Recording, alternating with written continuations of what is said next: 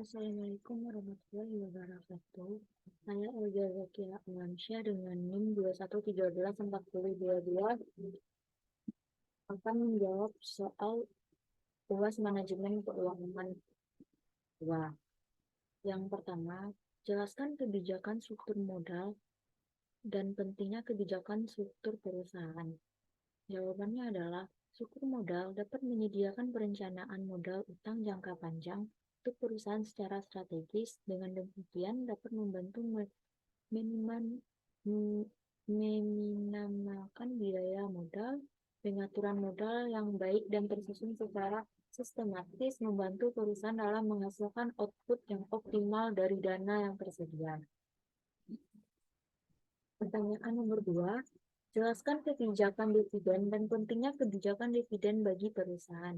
Kebijakan dividen merupakan bagian dari keputusan pembelanjaan perusahaan, khususnya berkaitan dengan pembelanjaan intern perusahaan. Hal ini karena besar kecilnya dividen yang dibagikan akan mempengaruhi besar kecilnya laba ditahan.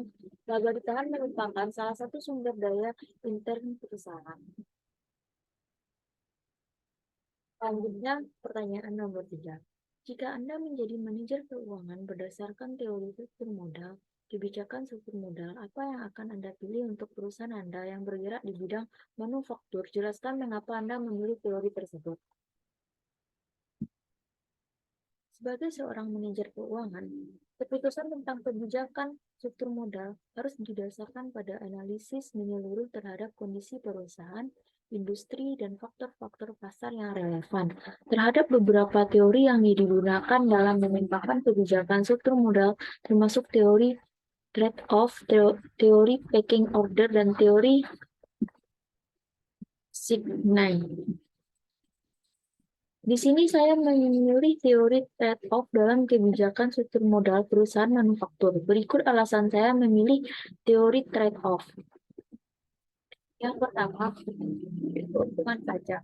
Dengan menggunakan hutang dalam struktur modal, perusahaan dapat memanfaatkan keuntungan pajak yang dihasilkan dari bunga hutang yang dapat dikurangkan dari pendapatan kena pajak. Yang kedua, fleksibel keuangan. Industri manufaktur seringkali memerlukan investasi modal yang besar untuk memperluas fasilitas produksi, mempengaruhi teknologi, atau menghadapi fluktuasi permintaan pasar. Yang ketiga, pengelolaan risiko. Struktur modal yang seimbang dengan proporsi hutang yang wajar dapat membantu perusahaan dalam mengelola risiko keuangan.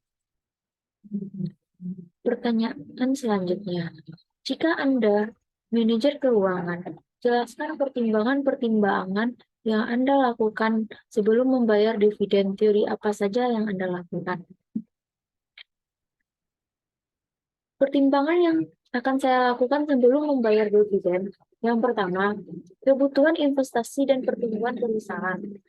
Saya akan mempertimbangkan apakah perusahaan memerlukan dana tambahan untuk proyek-proyek investasi, penelitian dan perkembangan, pengembangan pasar baru, atau akuisisi bisnis. Yang kedua, keberlanjutan keuangan. Saya akan melakukan analisis keuangan menyeluruh untuk memastikan keberlanjutan keuangan perusahaan. Yang ketiga, preferensi pemegang saham. Saya akan melakukan komunikasi dan konsultasi dengan pemegang saham utama atau mengadakan pertemuan pemegang saham dapat memberikan wawasan tentang perusahaan mereka terhadap pembayaran dividen. Berikut dari jawaban saya, sekian terima kasih. Assalamualaikum warahmatullahi wabarakatuh.